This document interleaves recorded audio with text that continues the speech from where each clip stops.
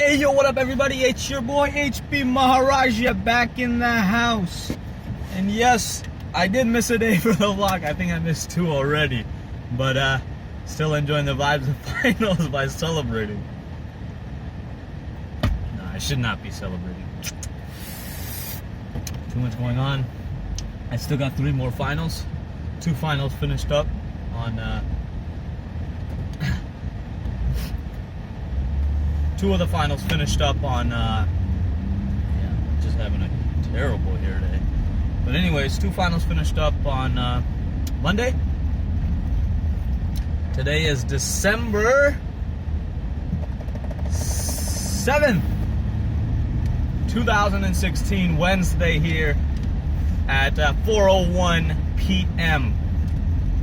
And that's how it's going down right now. I'm getting out of APS right now. I just came out of office hours, so that was a good thing. Other than that, yeah, just the grind. That's what's going on. I think I'm pretty good for DSP, which is one of my classes. Obviously, I have another 2 finals after tomorrow morning. Tomorrow, 8 a.m. sharp, I have this DSP final. After that, I think I should be good. I think we should have a longer vlog today, because I think I have a lot to say, and I guess it'll help me de-stress. You know, when I start giving this talks, I think it helps me de-stress. So yeah, we'll have a longer one, because I just got out of APS, and it usually takes 10 to 15 minutes for me to get from UCI to home. So yeah. First thing I want to talk about, which is, as I mentioned in my last vlog, you know, how I came across people that don't take responsibility for what they're accountable for, or, you know, and just give you these random excuses where they're like, oh, sorry, I couldn't do it. You know, I had my dog ate my homework. Like, that's the classic excuse, right? Ever since you come from elementary school, middle school, high school, oh yeah, my dog ate my homework.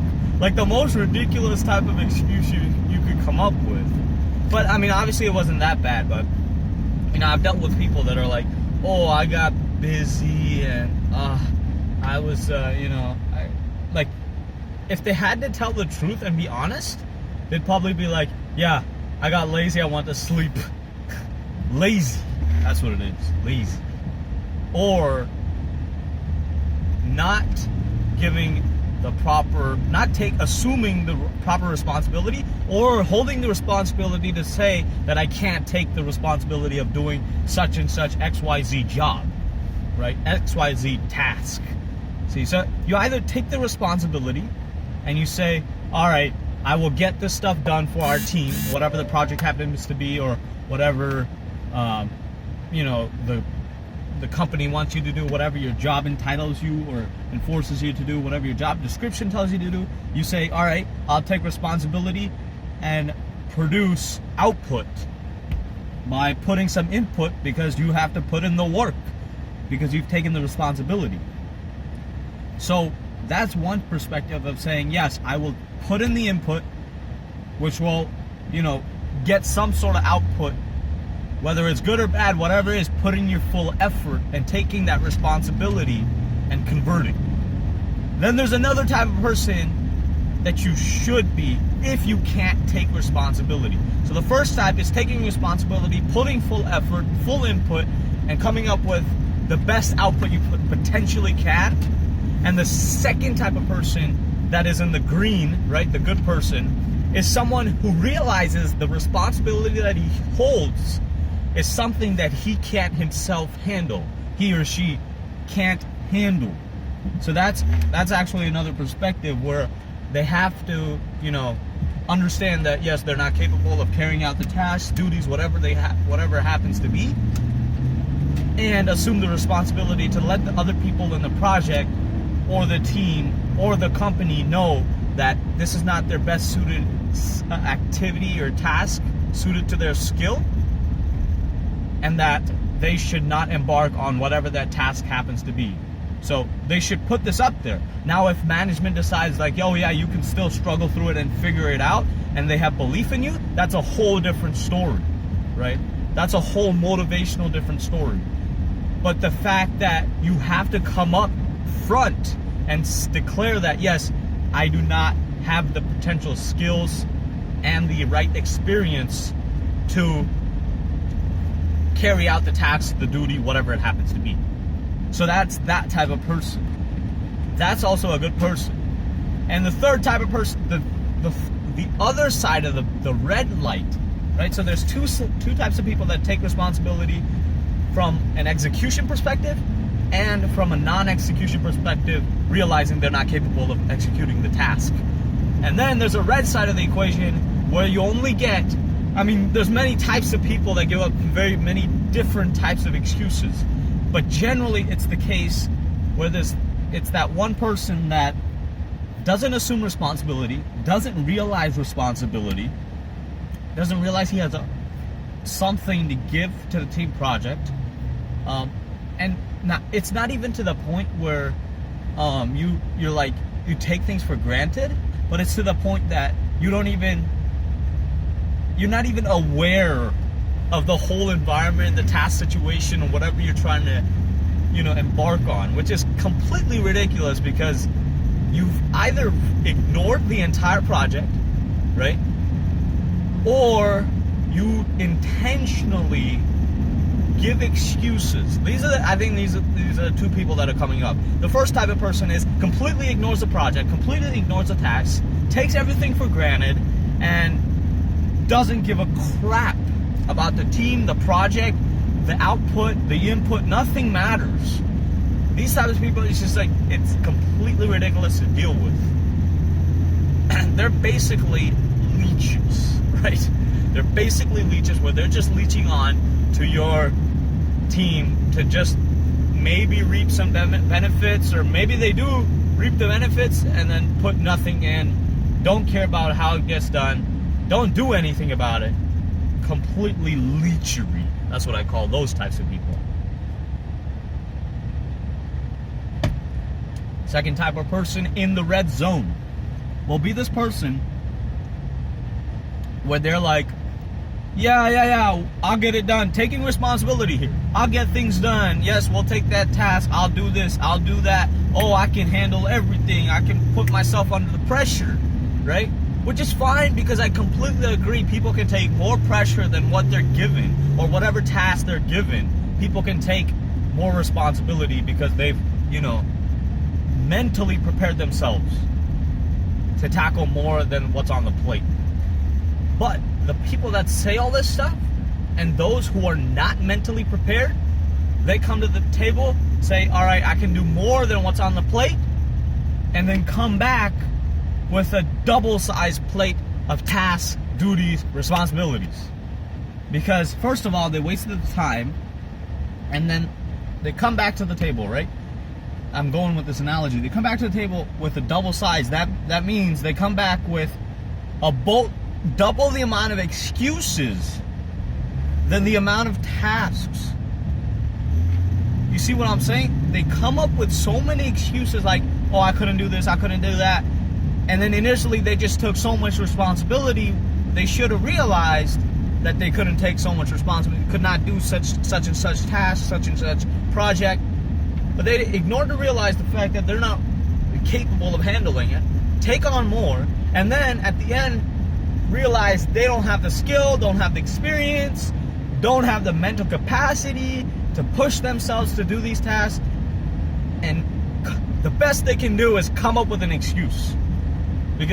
Or they say like, oh, I've done such and such, which was done even prior to when we had decided to allocate the task to he or she.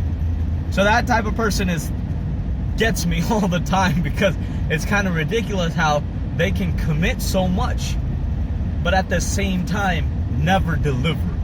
Or if they do deliver, it's delivering the excuses.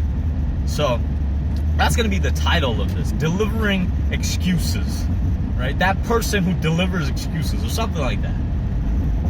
So there's so many types of people. So the best type of person to deal with is someone who takes more on the plate, commits and delivers on the project, assignment, whatever it happens to be, and delivers on an exceptional basis, so does even more than what's required or whatever. That person to deal with is very easy. You just tell them like, oh look, we need you to get this done, and then it gets done, and you know that person is going to be like excelling the marks. But dealing with the other types of people is where it gets interesting. The first type of person where the person doesn't give a crap, the first guy in the red zone, first type of person, he doesn't give a crap. He has no awareness of the project besides the fact that he's just a part of the team. Decides to show up to maybe a meeting or two, puts in some work,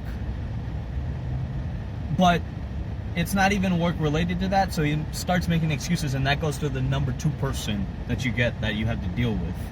The lazy type of people. But this is also lazy because literally you are part of the team, you don't do crap, you don't want to do crap, you don't recognize you have stuff to do, and then it ends up being, you just contributing nothing and just leeching on the benefits of what other people put in. And this happens a lot, trust me. I've been through a lot of group projects where, not everybody pulls through, and what happens is, maybe there's a weak link, or, that weak link, that person, or the leech who's just grabbing on for the sake of the benefits and never contributes, never puts in the input to produce something valuable for the whole team, the whole project as a whole.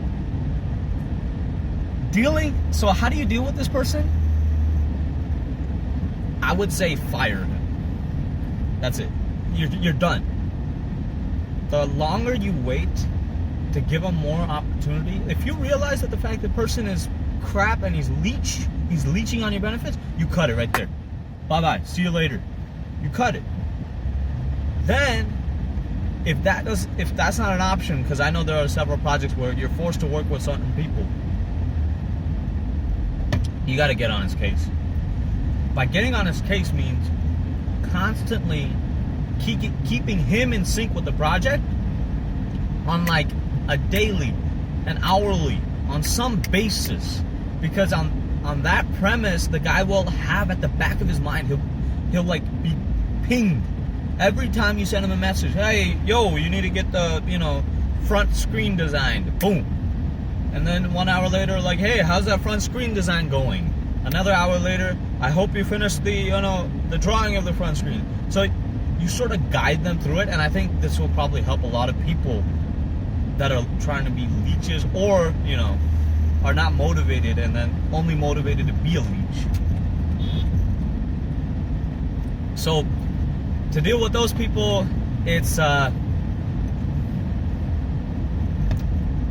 that's an alternative. First thing is just cut them. You're bye-bye, man. See you later.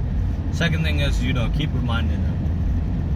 How to deal with the second type of person who says, I can take so much responsibility? First of all, cut his responsibility. Once you realize that this is the type of person you're dealing with, the person who, takes on too much on the plate and then comes with excuses, cut the responsibilities. Cut them. First, I would just cut him from the group, but obviously, in certain situations, and most situations, you can't really just fire people that quickly. So, if you want to help alleviate the situation, I would say, cut the responsibilities that individual has to perform. Cut the tasks. Make sure he's capable of carrying out the tasks that you do assign him. Because it's very important that you give the right person the right tasks so that he can execute on them. Otherwise, he's going to be lost and it gets too complicated. So cut the tasks, allocate him, and at the same time, I would still do the same thing I would do with person A, the first type of person in the red zone, which would be keep pinging him. I think communication is huge.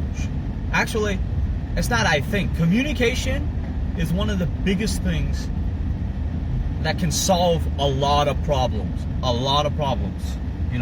If you just communicate effectively throughout the duration of a project, it makes the project flow much nicer. You can't be on the day one You say, all right, guys, develop the application.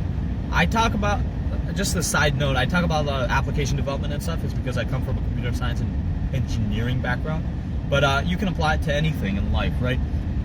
But day one comes and you're like, okay, I need to design, you guys need to put together an app. Then you can't be on day 90, all right, where's the app? That doesn't have, that's bad managing, right? That's bad managing people. Good managing of people is when day 1, day 2, day 3, you say, all right, let's make this stage of the thing. Let's make this stage of the app. Front screen, back screen, login screen, your dashboard, product, activity tracker, X, Y, Z, whatever. Happens to be A, B, C. So the continuation of communication is huge. And I think I'll talk about that in the next video. But you got the basic idea of what I talked about today, about how to deal, what types of people there are in a group type of setting that I've come across, and how I deal with them. Maybe they'll help you, maybe they won't. Let me know in the comments below. And if you like this video, please like, share, and subscribe. I thank you very much. HP Maharaja, signing out. Peace and love, everybody.